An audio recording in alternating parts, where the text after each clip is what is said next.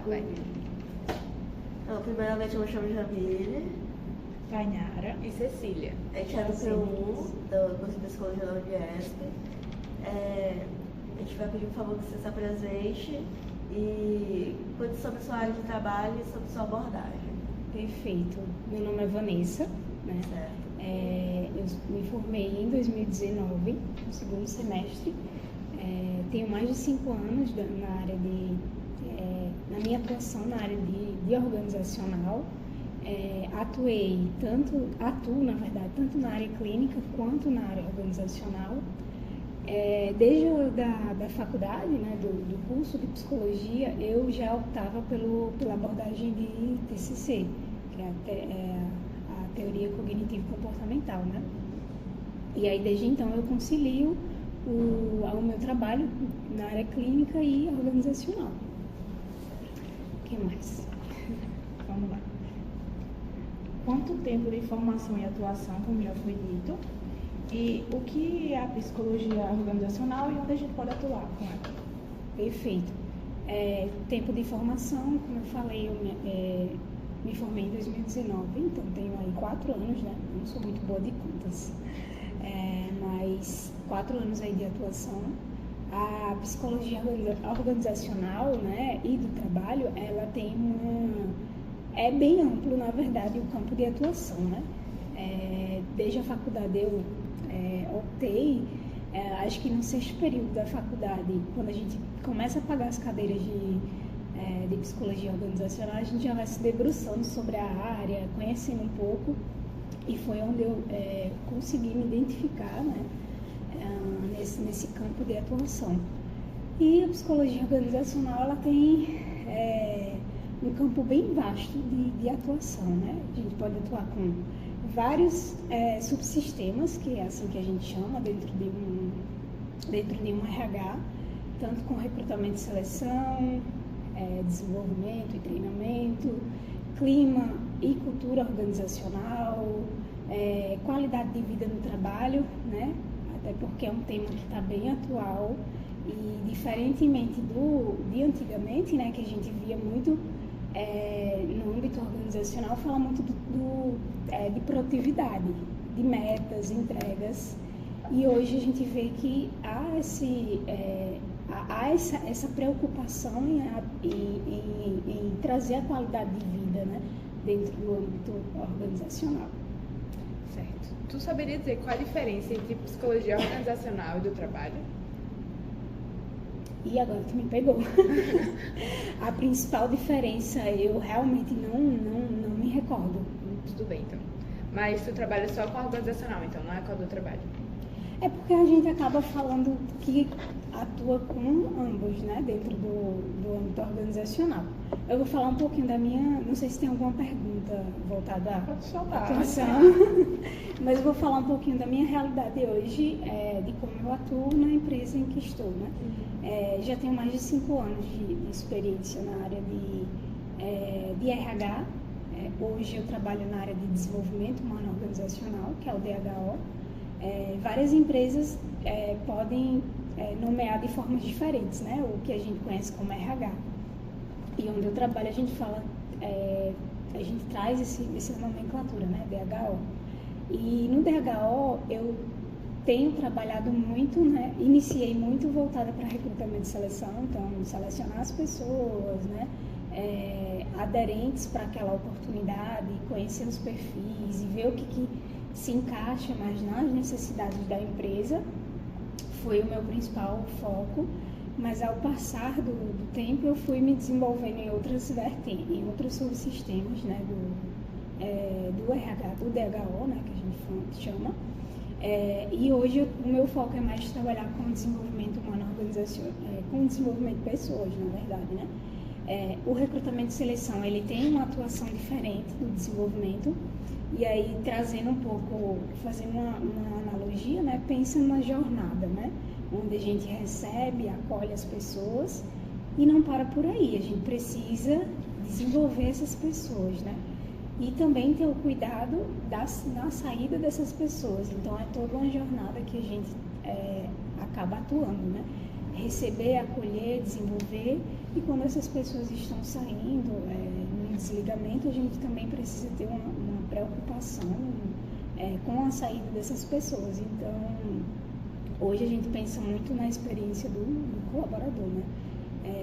A experiência do candidato, do colaborador, há essa preocupação, né, de gerar uma boa experiência, de gerar um bom impacto para que as pessoas fiquem satisfeitas, né, e tenham bons, até gera bons resultados para a própria organização, produtividade, enfim. Então, hoje o meu foco é trabalhar com o desenvolvimento de pessoas. E como é que a gente faz isso, né? É um desafio, na verdade, diariamente, né? Mas quando a gente conhece o negócio, né? Conhece a empresa, a gente acaba mergulhando no negócio, né? E acaba entendendo as necessidades da organização. E aí, entendendo as necessidades, a gente consegue aplicar na prática para que se torne algo bom para ambos, né? A gente possa desenvolver as pessoas possam produzir melhor e ter uma qualidade de vida também. Você acha que é comum as pessoas não entenderem o que o psicólogo organizacional faz? Muito, muito comum. Antigamente, acho que era mais ainda. Hoje, a gente percebe que isso tem sido quebrado, né? As pessoas estão começando a entender tanto a necessidade de ter um profissional da psicologia atuando na organização, né? E o quanto que esse profissional ele vai agregar, né? Com os conhecimentos sobre o comportamento humano, né?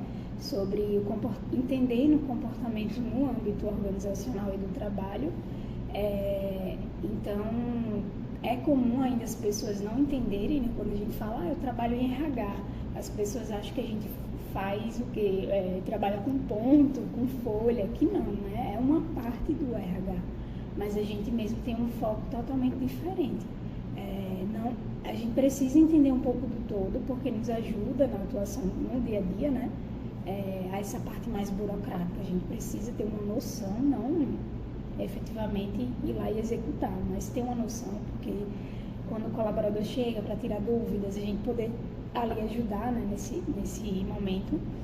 Então, hoje as pessoas, elas estão começando, acredito que elas estão começando a entender essa necessidade e importância do psicólogo na organização.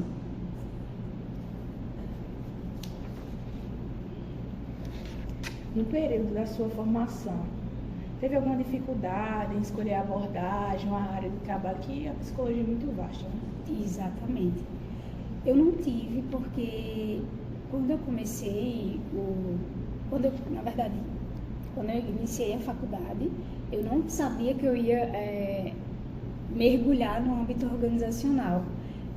Eu achava que eu iria trabalhar em um hospital e eu queria trabalhar com pacientes que apresentavam transtorno, né? Essa foi a minha ideia inicialmente. Só que quando eu comecei a conhecer a área organizacional, eu vi que eu me encaixava bem, porque eu gostava de processos, eu gostava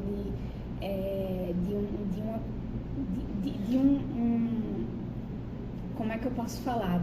De trabalhar com pessoas, lidar com pessoas, e não somente isso, trabalhar com processos também, que é o que a gente vê muito na área organizacional. Então, eu não tive tantas dificuldades em optar pela minha área de atuação e abordagem, né? Eu só não conseguia dizer assim, eu quero trabalhar só com organizacional. Não, eu sempre também gostei muito da clínica, então eu acabei tendo que mesclar essa atuação em ambas as áreas, né? Mas eu não tive dificuldades. Como seus colegas de profissão compreendem sua área de atuação? No âmbito organizacional? Sim. Difícil. A gente ouve muitas falas, né? Não é fácil atuar em empresas, né? Porque a gente tem como cliente os líderes, né? As pessoas que demandam para o RH. E muitas vezes as responsabilidades, os papéis, eles precisam estar muito claros no âmbito organizacional, né? Qual é o papel do gestor, do líder, qual é o papel do RH, E às vezes esses papéis acabam se misturando e sendo confundidos. Aí na prática, o que seria isso, né? Por exemplo, dando um exemplo claro, um colaborador de um certo time, né, solicita ali um aumento salarial para o seu líder, né? E aí, às vezes, o líder ele tem dificuldade em chegar para a pessoa, dar o feedback, ser transparente. É o papel do líder fazer isso, direcionar, né? Dar os direcionamentos de carreira e desenvolvimento daquele profissional. E como isso, muitas vezes não é feito, acaba recaindo, respingando no próprio RH. De que forma, né? Pensar em ações que não desengajem, que não desmotivem aquele colaborador. Então, os papéis, às vezes, no dia a dia, acaba se confundindo, né? As pessoas, às vezes, acham que o RH, ou o DHO, né? Ele precisa estar disponível para tudo, e não é assim. O desenvolvimento, o protagonismo, né? Depende, sim, do próprio profissional, logicamente, mas o líder ele tem que estar sempre tendo esse papel de direcionar e orientar. Então, o DHO ele entra muito, o RH, né, o psicólogo organizacional do trabalho, ele entra muito como um apoio ali, e não como o principal protagonista que vai fazer com que as pessoas se engajem, com que as pessoas tenham qualidade de vida, com que as pessoas estejam, enfim, sempre em desenvolvimento. Então, há essa mistura de responsabilidades, né? E, às vezes, o profissional da área de psicologia organizacional do trabalho traz muito isso, né, na sua atuação. Isso se torna um fator estressor, né, no dia a dia, por não ter essas responsabilidades bem definidas. Acaba que o profissional ele se vê sobrecarregado nessas demandas por justamente em algumas empresas não existirem isso claro e de forma objetiva, esses alinhamentos. Certo? E quais as principais dificuldades da sua área de atuação? Eu já falei algumas, né? Mas eu acredito que a principal dificuldade uma das é essa, né? Esses papéis e responsabilidades, eles serem definidos já desde o planejamento, né? O planejamento organizacional da empresa. Então, qual é o papel do psicólogo organizacional, qual é o papel da liderança nisso tudo, né? Para com as pessoas. Então, isso deve deixar muito claro, porque se não deixar claro, se não for bem definido, acontece essa mistura e dá um nó na cabeça das pessoas, as pessoas não conseguem entender realmente qual é o principal papel ali do psicólogo organizacional. Então, há essa principal dificuldade, né, no dia a dia. Uma outra dificuldade, eu acredito que é não ter claro qual é o negócio da empresa, quais são os objetivos da empresa, né?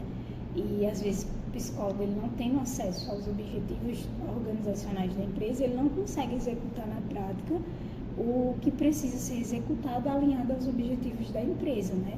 Ele acaba ficando sem norte no dia a dia, ele acaba atuando de uma forma muito de apagar incêndios. E acho que o foco da nossa atuação não é estar apagando incêndios, né? É sempre atuar de forma proativa, de forma que possa anteceder os problemas, se assim possível, né? Acho que foram duas dificuldades que eu citei. Existem várias dificuldades, mas acho que a principal é essa. Eu iria trazer também a questão do reconhecimento da atuação do psicólogo organizacional, mas eu acho que isso já está bem reduzido, né? Acho que hoje as pessoas veem como um profissional essencial nas empresas. Então, antigamente eu acredito que não tinha muito esse reconhecimento, mas hoje acho que está mais visível isso, né? Pelos bons resultados que a própria profissão ela vem trazendo, né? As evoluções que a gente consegue ver e acompanhar. Eu acho que essas são as principais dificuldades, sabe? Que vão acarretando outras dificuldades e aí o ideal é a gente sempre atuar de forma assertiva, né? Conseguir responder. Sim.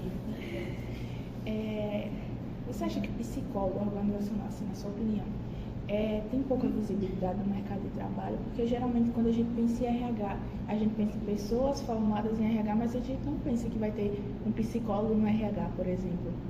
Eu acho que não dá tanta visibilidade ao psicólogo e não dá o reconhecimento, né?